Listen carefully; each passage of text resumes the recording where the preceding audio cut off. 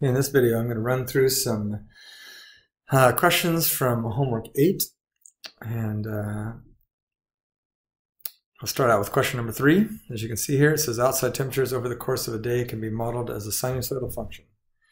Remember, sinusoidal just means that you can use sine or cosine. Sinusoidal means it cycles like a sine curve. So it says, suppose the high temperature of 89 degrees occurs at 6 p.m. and the average temperature for the day is 79 degrees Fahrenheit. Find the temperature to the nearest degree of at 6 a.m. So what I would do in this situation is write an equation first. So I'm going to use the information that the 89 degrees is a high at 69. So 6 p.m. 89 degrees is a high at 6 p.m. and the average temperature was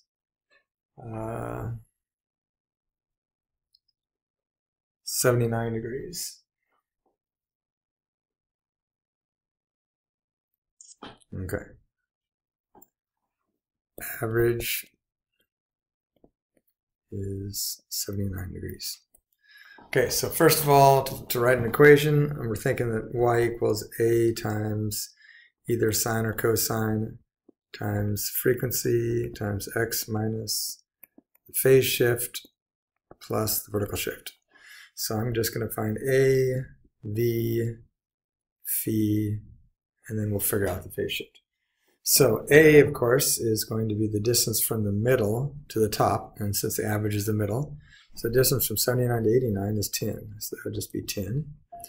The vertical shift is just the middle, so that would be 79. And the frequency has to do with how fast the thing is cycling, so, and we find that by going, whoops, why is that moving? Find that by going 2 pi over the period. Now in this period, we don't know what it or we do know what it is. The period, because we're talking about a day, so the question, if you look at the question, it doesn't really tell you what the period is, but we know the nature of this because it's we know that temperatures cycle over a 24-hour period. So our assumption is that the period is 24 hours. So this would be 2 pi over 24, which would reduce to pi over 12. Okay, so my frequency is pi over 12. So now when I write the equation, I write y is equal to 10. So I'm just plugging these numbers in. And I'm going to choose cosine. Well, we'll talk about that in a minute. I should talk about it right now. So the fact that the high is at 6 p.m., I know that cosine looks like this and sine looks like this. So if I'm going to start my time at 6 p.m., cosine will work wonderfully because it's starting right where it should at the top, right? So that's why I picked cosine. So I put a cosine here. My frequency was pi over 12 x.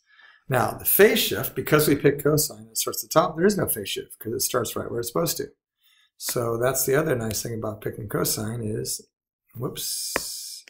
So this is just going to be an x here with a block. And then we need the vertical shift, plus 79. Okay, now it's asking the question. Let's go back and read the question. What's the question? Find the temperature to the nearest degree at 6 a.m. Okay, so we go back over here. We want to know what's happening at 6 a.m. Okay, so now remember in this equation, x's are the time and the y is the temperature. So we want to know what is the temperature. So we're saying what is y? Y is what when x is, well, not 6 a.m., but what is x when it's 6 a.m.? Well, we know that we started time, right? We started time at 6 p.m. So that means 6 a.m. would be 12 hours later. So that means I'm going to plug in 12 for x. So we get y is equal to 10 cosine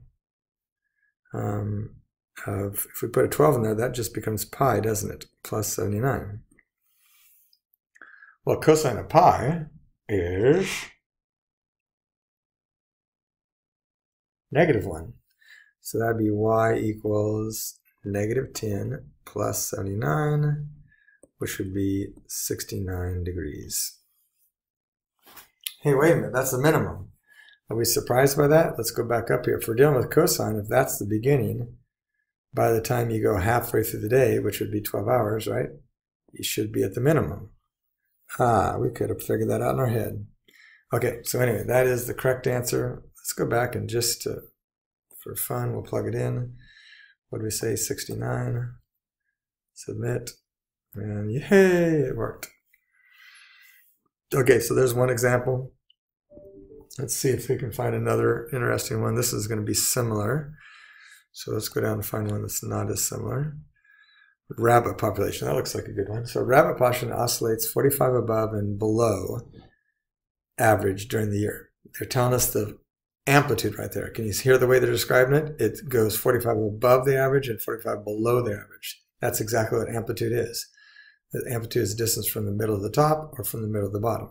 So we can go back to our paper and say, oh, amplitude is 45. Okay, that's good to know. Reaching the lowest value in January, the average population starts at 700 rabbits. Aha! So let's cruise back here. Average is the same thing as vertical shift. We'll put 700 here. Okay. And go back to the question. And increases by 150 each year. Find a function that models the population, P, in terms of months since January. Okay, so we're going to label our T's in terms of months. And it says the lowest value in January. So January is at the bottom. So that means if we go over here, our sine curve is going to look like, or I mean our cosine curve is going to look, well, let's take out the x-axis. It's going to look like this. Okay? And the idea is this is probably going to cycle by years. But notice this little piece of information, that it increases 150 each year. Find a function that models the population P in terms of months, okay? So we're going to have to deal with that adding 150 each year. We'll deal with that in a second. So let's write pretend that doesn't exist for a minute, and we're going to write this. So we're going to say y equals, we're going to put a negative 45. Why are we putting negative 45? Because it's an upside down cosine, right? And we're going to do cosine. Make that a little bit closer. Cosine. Now, what's my frequency? Well, this is happening, the cycle is happening over a span of a year. So since we're measuring t in months, that would be every 12 months. So then my frequency is going to be 2 pi divided by 12, which is pi over 6. So I'm going to have a pi over 6 here times t. We don't need a phase shift because it's starting at the bottom, and that's what negative cosine does. The vertical shift is going to be plus 700. Okay, so that would be, if they didn't say that little add 150 a year, this is what it would look like. So now what we're going to do is just take this value, and since we're supposed to add 150 a year, that means we would be adding 150 every 12 months. So if we divide that by 12 and multiply by months, that'll tell us how much we're adding each month, right? So if we add 150 per year, 150 divided by 12 would be how much we're adding a month. And notice this is just going to count months, because if I put in a 1 there, that means I've added 1 month worth of population, put a 2 in for t, 2 months worth of population, etc. So that would be my formula. So let's go back here and try to plug that thing in. You guys get to watch me figure out how to type this stuff in here. So what did we say? A negative 45, if I remember right.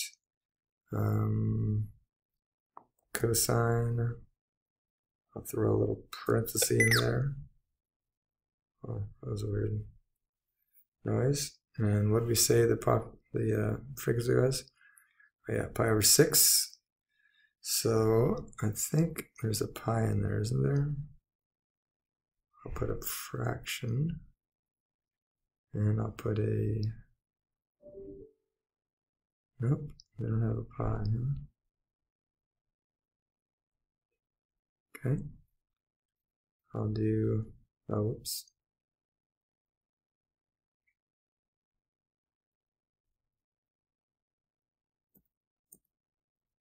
There we go. I just type pi. Put 6 in there. We'll save that. And whoops, what happened to my other stuff? Okay. Told you guys I had fun watching me type. Okay, so that'd be negative 45. And I'm going to do cosine,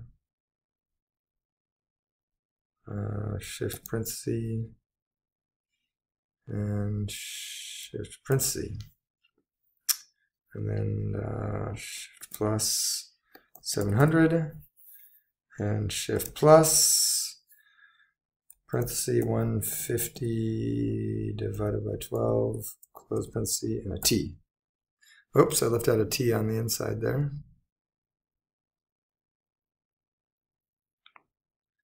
Let's see, we'll go parenthesis there. Parenthesis there. And put a t there. Does that look like what I want? Syntax okay. Okay, here we go. Submit it, and let's watch.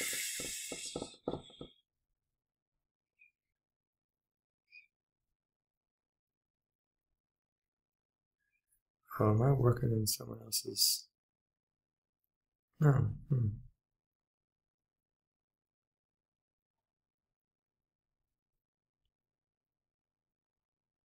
Okay, it was good. Awesome.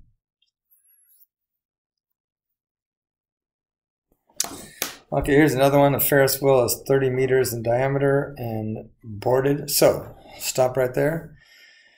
Picture a Ferris wheel that's spinning around. So we go over here and scroll up. We got a Ferris wheel, and my assumption is we're going to be, I haven't read it yet, but we're going to be sitting on here and we're going to go on around and around and around. So you can see that it's going to have a low point here and a high point up there. So the diameter is actually telling me the total distance between high and low. So we want to cut that diameter in half, aka radius, and that would give me the amplitude. So let's go back over here. Ferris wheel is 30 meters in diameter and boarded from a platform that is 2 meters above the ground. The 6 o'clock position of the Ferris wheel is level with the loading platform. Aha. So I can put in the amplitude right now. The amplitude would have to be 15 because it's going to be half of that total distance, right? The midline, h, that would be, since they say the bottom is 2, that would be 2 plus the amplitude, which would be 17. Kind of doing this off of the top of our heads. A little bit dangerous, but... Now, the period. The period is different than the frequency. That's not another number we put into the equation, right? That's just the how long it takes to complete one cycle. It says the wheel completes 1 full revolution in 20 minutes. Aha, well, there's the period right there, isn't it? It tells us how long it goes from bottom to top, back to bottom. That's one complete cycle. So we just put in there 20 minutes. Now it says how high off the ground is the person after 10 minutes. So this, we would want to write an equation. So I'm going to go over here and take my 15. Let's see, the midline is 17, the amplitude is 15. So that'd be y equals, and we're going to do negative because it starts at the bottom. Amplitude is 15 cosine plus, what do we say, 17, because it's 2 plus 15, yep. And it takes 20 minutes, so frequency is going to be equal to 2 pi divided by 20. So that'd be pi over 10. So that's going to be pi over 10 times x, or t, or whatever you want to do. Okay? So now, there's our formula, and it's asking us, how high off the ground is the person after 10 minutes? Aha. So we just plug 10 in there. And we get negative 15 cosine of 10, cancel the 10, leaving a pi, plus 17. And cosine of pi is negative 1. Negative 1 times negative 15 is 15. So 15 plus 17 is 30. Whoops. Sorry. 32. Ah, it's at the top. Oh, shoot. We should have noticed that. It's 10 minutes, right? So at 10 minutes, for sure, it'll be at the top because at 20 minutes, go all the way around. Didn't even need a right equation. Doggone it. Okay, so this would be at the top, which would be 32. Okay, and we're good. Yay, that gives all greens. Okay, I think that's the end of this video. Hopefully this will be helping. This will help some of you. And if you hadn't noticed the email, I did extend the deadline for this homework for the online class.